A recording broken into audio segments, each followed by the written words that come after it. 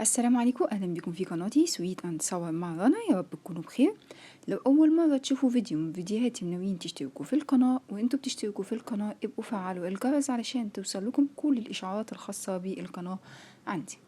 عاملين شويه ميني باتيه رهيب يا جماعه بمعنى الكلمه، ما شاء الله. بصوا الترويقه والهشاشه، لا لا، مش متخيلين الطعم. بصوا من جوه مفرغ ازاي. تحشوه بقى زي ما انتم عايزين تحشوه قبل ما تدخلوه الفرن او تحشوه بعدها براحتكم. انا بعمله ساده وبحشيه بعدين.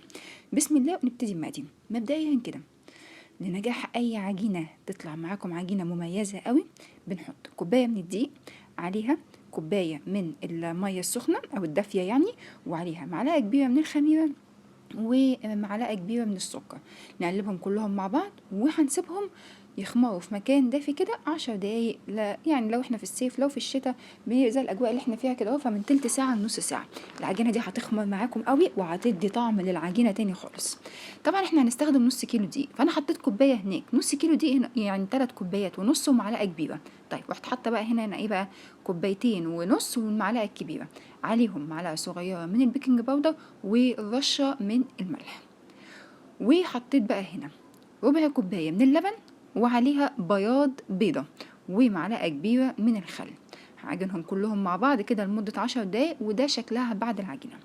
بتلزق لكن ما بتطلعش حاجة في ايدي، فاهمين؟ يعني هي طرية، ده اللي انا اقصده. انها بصوا انا بشيل ايدي اهي بتلزق اهي، بس عاملة ازاي؟ ما بتطلعش حاجة في ايدي. هنسيبها بقى تخمر. لو في الصيف عشان التخمير اللي احنا عملناه من شوية ده، لو في الصيف مش هتكمل نص ساعة، لكن لو في الشتاء معانا من ساعة لساعة وربع، طبعا على حسب الجو اللي احنا بنبقى فيه. وده شكلها بعد التخمير. ما شاء الله كرة محترمة كده، نفخت. طبعا الحجم طبعا باين خالص الفرق.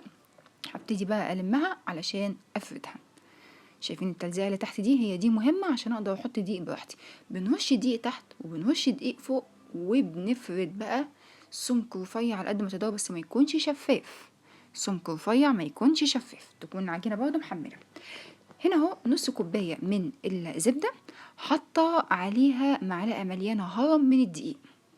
احنا كده وفرنا في الزبدة كتير، وفي نفس الوقت ادينا سمك للدقيق للزبدة بالدقيق عشان يعمل معانا الطبقات الممرقة. هنجيبها بقى ونبتدي بقى ايه، نحطها كده على العجينة بطول العجينة زي ما انا حاملة كده. فرشتها ازاي او فردتها ازاي؟ فردتها بايدي. حطيت شوية زبدة في كل حتة كده، وابتديت بايدي كأني بصرح كده، عارفين؟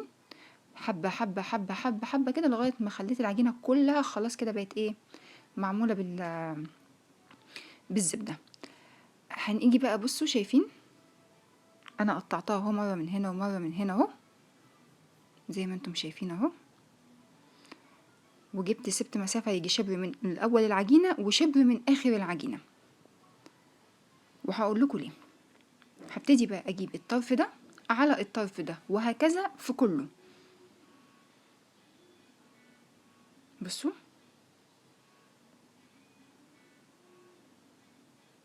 اهو، ادي الشبر اللي كان فاضل اهو من الاول العجينه، تانيته برضه هو الاتنين على الجنب. بصوا شايفين؟ هبتدي احطه على العجينه، وهنبتدي بقى ايه، الف كله على بعضه. بقت كده ايه، طبقه فوق وطبقه جواها طبقه وطبقه جواها طبقه. انتوا فاهمين الفكره؟ يبقى انا ما خدتش العجين وقعدت ارصه على بعضه وافرده واعمل حته حته، لا انا فردت مره واحده وعملت الطبقات بالحركه اللي انا وريتها لكم دي. بصوا انا هقلب اهو، شايفين؟ اهو الزبده طبعا بتخرج مني لانها احنا مخليينها شويه ماسكه سايبه قصدي. فكده كده هندخلها الفريزر تاني. بصوا الطبقات بقى قد ايه طبقات، شايفين كميه الطبقات؟ اروح جايبه بقى الحته الاخيره دي ومغلفه بيها كله كده اهو، من تحت ومن الجناب اقفلها كويس جدا. كله كده واخد زبده وكله متغلف. شايفين بقى شكلها عامل ازاي؟ انتوا متخيلين حجم الطبقات جوه بقى عامل ازاي؟ هو ده اللي ادانا الشكل والطعم بقى والهشاشه والتوريقه اللي ملهاش حل اهو. سيبها بقى في الفريزر حوالي 10 دقايق كده لو احنا في الشتاء. لو في الصيف هنسيبها بتاع تلت ساعة. احنا عايزينها تمسكوا بنسرع يعني. لو انتوا عندكم وقت خلاص خلوها في التلاجة، بس انا عشان ننجز في الوقت خرجتها اهي. طبعا مسكت نفسها. هرش بقى دقيق من تحت ودقيق من فوق،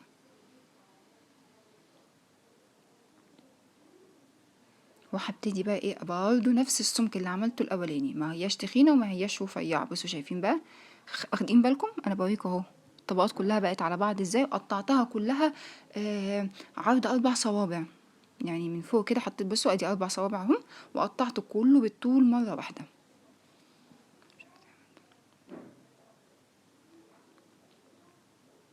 بعد كده قطعته كله قد بعضه، كنت بقطع مثلا الواحده واقيس عليها الباقي كله وامشي بالخط كده بالعرض مره واحده. متخيلين؟ اهو هنلفها مره. عايزين تحطوا الحشو بقى حطوا زي ما انتم عايزين، بس انا هنا عشان في حد ما بيحبش الجبنه، في حد ما بيحبش الشوكولاته، في حد ما بيحبش المربى، فبريح نفسي. هنلفها مره واتنين وتلاته بس. شايفين بقى التقويه عامله ازاي؟ يعني عشان تبقوا عارفين بس حجم الشبيته قد ايه عشان تعرفوا تعملوه ميني.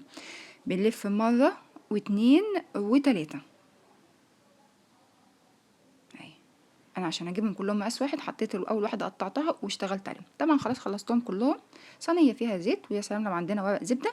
وصفار بقى البيضه اللي احنا حطيناها بردها، حطيت الصفار عليه شويه لبن وشويه من النسكافيه ودهنتهم وشويه سمسم. لو عندكم السمسم متحمص حطوا، انا ما كانش عندي متحمص حطيت سمسم ابيض. وطبعا الفرن كان سبتها تخمر، وعلى ما بتخمر كنت مشغله الفرن على درجه حراره 200 شغال فوق وتحت الرف الاوسط، وطلعت بالشكل والجمال ده يا جماعه. بجد بجد يعني هتاخد معاكم حوالي من 12 ل 16 دقيقه على حسب طبعا ايه الفرن عندكم. اول ما هتخرج من الفرن هتلاقوها ناشفه، ناشفه بمعنى الكلمه، اوعوا تفتكروا انها باظت. هتجيبوا شويه ميه وهترشوها عليها كده حتى بايديكم كده، عارفين لما نعمل كده في وش بعض وبنهزر، ونروح مقفلينها كويس وسايبينها كده بتاع 5 دقايق، هتطرى جدا جدا. مش هتصدقوا ان دي اللي طلعت من الفرن.